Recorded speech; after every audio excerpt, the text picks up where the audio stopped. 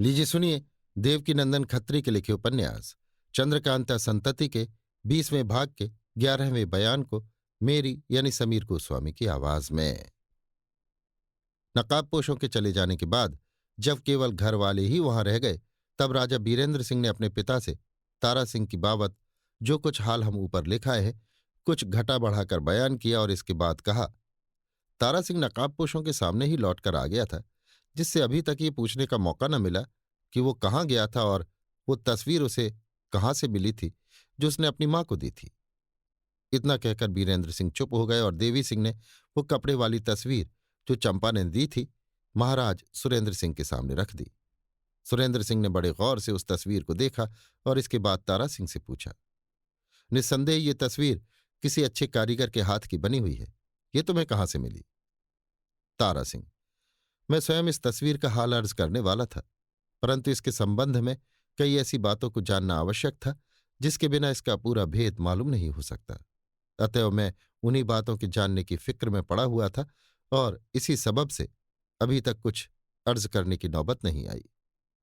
तेज सिंह, तो क्या तुम्हें इसका पूरा पूरा भेद मालूम हो गया? तारा सिंह, जी नहीं, मगर कुछ कुछ जरूर मालूम हुआ है। तेज सिंह, तो इस काम में तुमने अपने साथियों से मदद क्यों नहीं ली? तारा सिंह, अभी तक मदद की जरूरत नहीं पड़ी थी, मगर हां, अब उनकी मदद लेनी पड़ेगी। बीरेंद्र सिंह, खैर बताओ कि इस तस्वीर को तुमने क्यों कर पाया? तारा सिंह इधर उधर देखकर, भूतनाथ की स्त्री से। तारा सिंह की इस बात को सुनकर सब कोई चौंक पड़े, खासकर देवी सिंह को तो बड़ा ही ताज्जुब हुआ और उसने हैरत की निगाह से अपने लड़के तारा सिंह की तरफ देखकर पूछा, भूतनाथ की स्त्री तुम्हें कहाँ मिली? तारा सिंह, उसी जंगल में जिसमें आपने और भूतनाथ ने उसे देखा था, बल्कि उसी झोपड़ी में जिसमें भूतनाथ और आप उसके साथ गए थे और लाचार होकर लौट आए थे। आपको ये सुनकर ताज्जुब होगा कि वो वास्तव में भूतनाथ की स्त्री ही थी। देवी सिंह आश्चर्य से, हैं? क्या वो वास्तव में भूतनाथ की स्त्री थी? तारा सिंह, जी हाँ, आप और भूतनाथ नकाबपोशों के फेर में यद्यपि कई दिनों तक परेशान हुए, परंतु उतना हाल मालूम न कर सके जितना मैं जान आया हूं। इस समय दरबार में आपस वालों के सिवा कोई गैर आदमी ऐसा न था जिसके सामने इस तरह की बातों के कहने सुनने में किसी तरह का ख्याल होता। अतएव बड़ी उत्कंठा के साथ सब कोई तारा सिंह की बातें सुनने के लिए तैयार हो गए, और देवी सिंह का तो कहना ही क्या, जिनका दिल तूफान में पड़े हुए जहाज की तरह हिचकोले खा रहा था। उन्हें यकायक ये ख्याल पैदा हुआ कि अगर वो वास्तव में भूतनाथ की स्त्री थी तो दूसरी औरत भी जरूर चंपा ही रही होगी जिसे नकाबपोशों के मकान में देखा गया था। अतः बड़े ताज्जुब के साथ अपने लड़के तारा सिंह से पूछा, क्या तुम बता सकते हो कि जिन दो औरतों को हमने नकाबपोशों के मकान में देखा था वे कौन थी? तारा सिंह, उनमें से एक तो जरूर भूतनाथ की स्त्री थी, मगर दूसरी के बारे में अभी तक कुछ पता नहीं लगा। देवी सिंह कुछ सोचकर, दूसरी तुम्हारी मां होगी? तारा सिंह, शायद ऐसा ही हो, मगर विश्वास नहीं होता। तेज सिंह, तुम्हें यह कैसे निश्चय हुआ कि वो वास्तव में भूतनाथ की स्त्री थी? तारा सिंह, उसने स्वयं भूतनाथ की स्त्री होना स्वीकार किया, बल्कि और भी बहुत सी बातें ऐसी कहीं जिससे किसी तरह का शक नहीं रहा। देवी सिंह, और तुम्हें यह कैसे मालूम हुआ कि नकाबपोशों के घर में जाकर हम लोगों ने किसे देखा या जंगल में भूतनाथ की स्त्री हम लोगों को मिली थी और हम लोग उसके पीछे पीछे एक झोपड़ी में जाकर सूखे हाथ लौट आए थे? तारा सिंह, ये सब हाल भी मुझे बखूबी मालूम है, क्योंकि उस समय मैं भी उसी जंगल में था जिस समय आपने भूतनाथ की स्त्री को देखा और उसके पीछे पीछे गए थे। इस समय आप ये सुनकर और ताज्जुब करेंगे कि आपसे अलग होकर भूतनाथ ने उसी दिन अर्थात कल संध्या के समय उन दोनों नकाबपोशों को गिरफ्तार कर लिया जिनकी सूरत यहां दरबार में देखकर दारोगा और जयपाल बदहवास हो गए थे। वीरेंद्र सिंह ताज्जुब से, है? मगर वे दोनों नकाबपोश तो आज भी यहां आए थे जिनका जिक्र तुम कर रहे हो।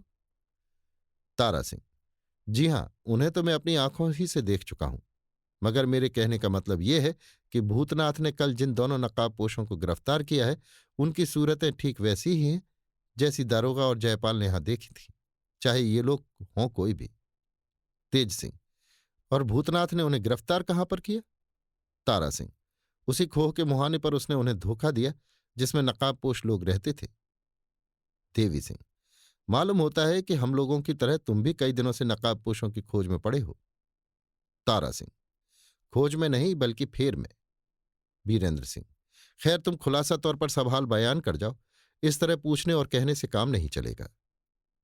तारा सिंह। जो आज्ञा। मगर मेरा हाल कुछ बहुत लंबा चौड़ा नहीं।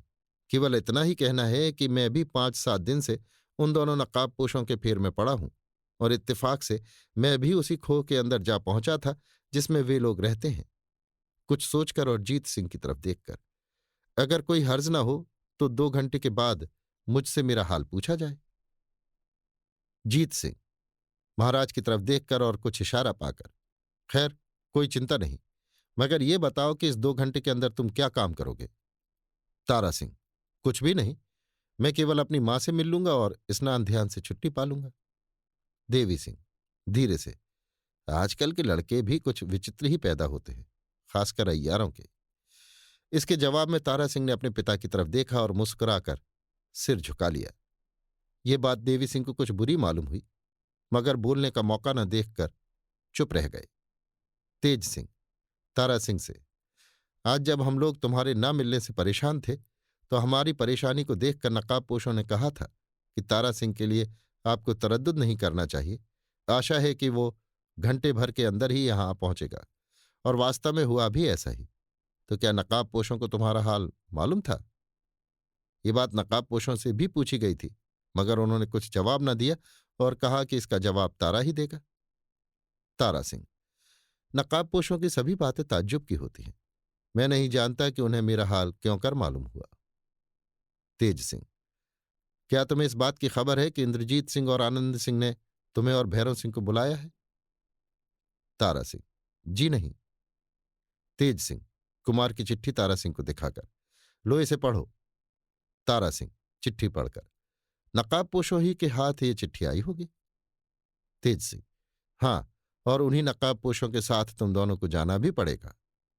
तारा सिंह। जब मर्जी होगी हम दोनों चले जाएंगे। इसके बाद महाराज की आज्ञानुसार दरबार बर्खास्त हुआ और सब कोई अपने अपने ठिकाने चले गए। तारा सिंह भी महल में अपनी मां से मिलने के लिए चला गया और घंटे भर से ज्यादा देर तक उसके पास बैठा बातचीत करता रहा।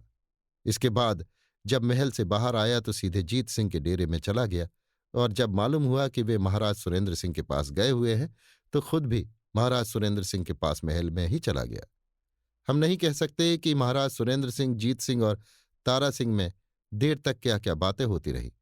हाँ, इसका नतीजा ये जरूर निकला कि तारा सिंह को पुनः अपना हाल किसी से न कहना पड़ा, अर्थात महाराज ने उसे अपना हाल बयान करने से माफी दे दी, और तारा सिंह को भी जो कुछ कहना सुनना था महाराज से ही कह सुनकर छुट्टी पा ली।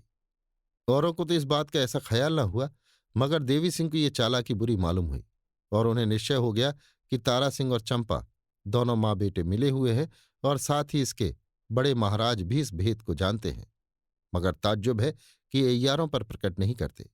इसका कोई न कोई सबब जरूर है, और तब देवी सिंह की हिम्मत न पड़ी कि अपने लड़के को कुछ कहें या डांटें। 2 घंटे रात जा चुकी थी जब महाराज सुरेंद्र सिंह ने बीरेंद्र सिंह और तेज सिंह को अपने पास बुलवाया। उस समय जीत सिंह पहले ही से महाराज सुरेंद्र सिंह के पास बैठे हुए थे। अतः जब दोनों आदमी वहां आ गए तो 2 घंटे तक तारा सिंह के बारे में बातचीत होती रही, और इसके बाद महाराज आराम करने के लिए पलंग पर चले गए। बीरेंद्र सिंह और तेज सिंह अपने अपने कमरे में चले आए। अभी आप सुन रहे थे देवकीनंदन खत्री के लिखे उपन्यास चंद्रकांता संतति के 20वें भाग के 11वें बयान को मेरी यानी समीर गोस्वामी की आवाज में।